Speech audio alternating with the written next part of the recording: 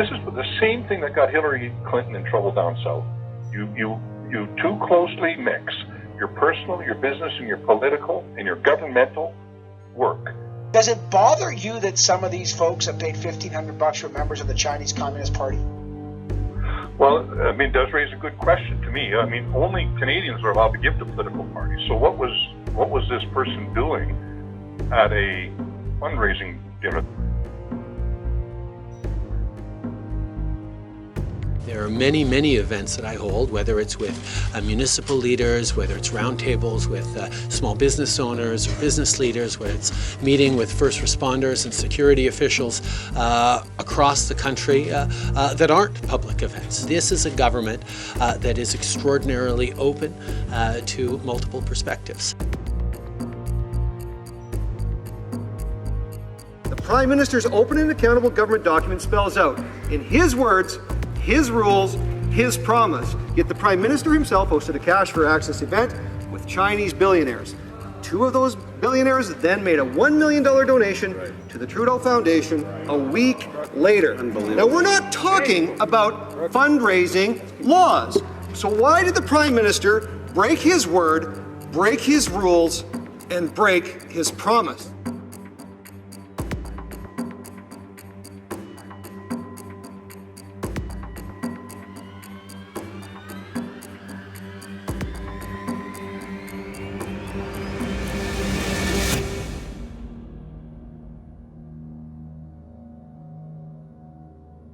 Like every good globalist puppet, Justin Trudeau is lobbied to at events and fundraisers where ticket cost is beyond the means of your average taxpayer.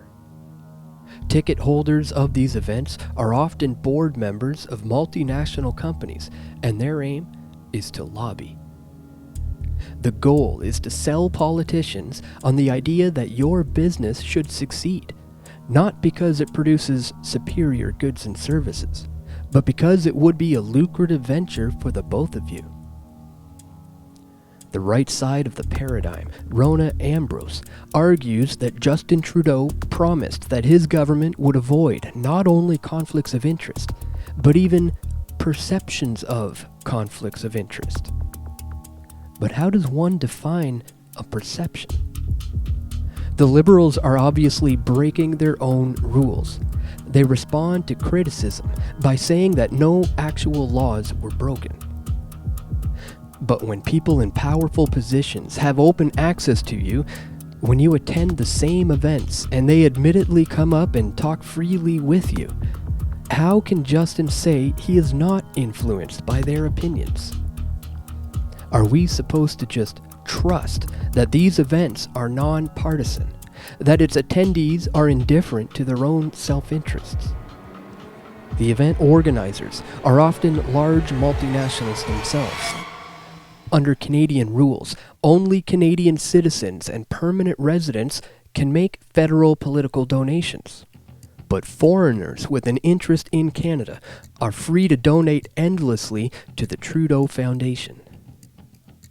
Justin Trudeau says that he is not linked or involved with the Trudeau Foundation, but his brother sits on the board, and the entire foundation is in memory of their late father.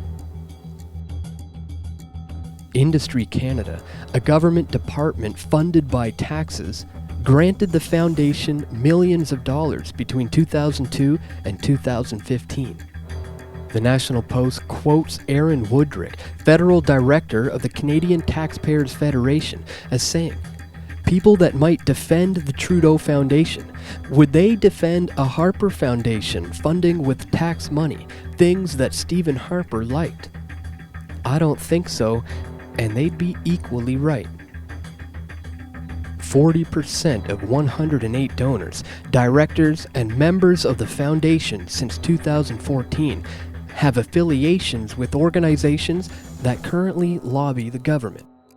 The Trudeau Foundation has seen significant increases in gifts and donations since Justin Trudeau won the Liberal Party leadership in 2013 and then the election in 2015. From 2008 to 2013, the foundation had no foreign donations, But foreign money began growing in 2014, jumping from 53,000 in 2014 to 535,000 in 2016, a 10-fold increase. Foreign donors have grown each year that Justin has been the Liberal Party leader. It's no wonder the Prime Minister is spending taxpayer money all over the world. He's paying back his support.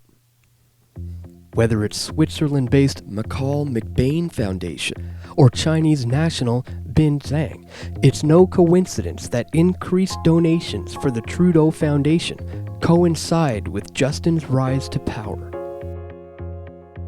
Google, WWF Canada, Air Canada, BMO, Suncor, and Resolute Forest Products. These companies and their partners sponsor events for politicians to attend. The National Post reports of the 22 times Google lobbied federal officials in 2016, 2 of those were with Justin Trudeau personally. In September, Google lobbied Trudeau, his Chief of Staff Katie Telford, and his Principal Secretary Gerald Butts. It is not a conspiracy that voters do not run the world. Yet, in the age of democracy, should this not be the case? Because we live under a globalized central banking system, dominated by the Anglo-American establishment. Trillions of dollars have been borrowed and maintained by artificially low interest rates, a scenario that a true free market would have never sustained. Democracy, far from correcting this new world order, is partially responsible, and certainly it does not prevent us from the ability to live at the expense of one another. But under the illusion of never-ending debt, anything is possible.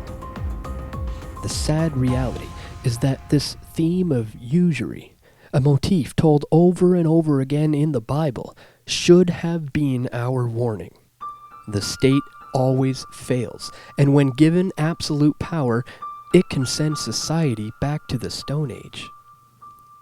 As taxpayers and market participants forced to use federal fiat, we've unknowingly financed a financial web of state and corporate hierarchies. Networks, roundtables, and market interventions dominate the world. The moral and cultural belief systems of Western civilization have decayed beyond recognition.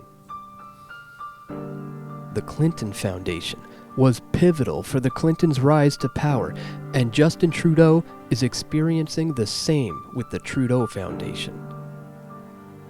It didn't end well for Clinton, and if I can help it, it'll be the same for Trudeau. Assuming that those who initially fell for the deception do not continue to see him as the lesser evil option, a realistic scenario that could see 2 terms for Trudeau. But Canada, like the US, is divided. There are those who have never liked the Trudeau family and never will. Justin's globalist and political correct style of governing is fanning the fires of populism. His rise to power is called pay-to-play politics because that's what it is.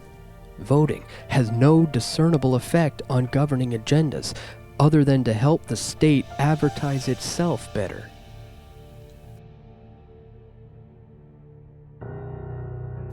Governing rules are formed behind closed doors, and as we've shown, money flowing into private foundations, fundraisers, and events with the world's most rich and powerful is akin to a new kind of crony globalism, where the true endgame is complete domination and total control. Signing CETA does not indicate free trade. Unrestricted immigration is not without consequence. And climate legislation will turn back the clock on progress and civilization, the very things that allow us to adapt to a natural changing climate. Justin Trudeau is a prime example of the kind of leader that pay-to-play politics creates. His ideas on gender-balanced workplaces assume that women need some special privilege in life, and admiring Castro's legacy on behalf of all Canadians is outrageously out of touch. This is a Prime Minister who was born with a silver spoon in his mouth. His Liberal government is run by some of the same people who destroyed Ontario. But if someone wants to influence the Trudeau government, and therefore the lives of Canadians, their best bet is to fund the Trudeau Foundation. Here at Press for Truth, we will continue to follow the money and expose this corruption for what it is. We hope you will join us in this battle as a PFT member or a PFT patron.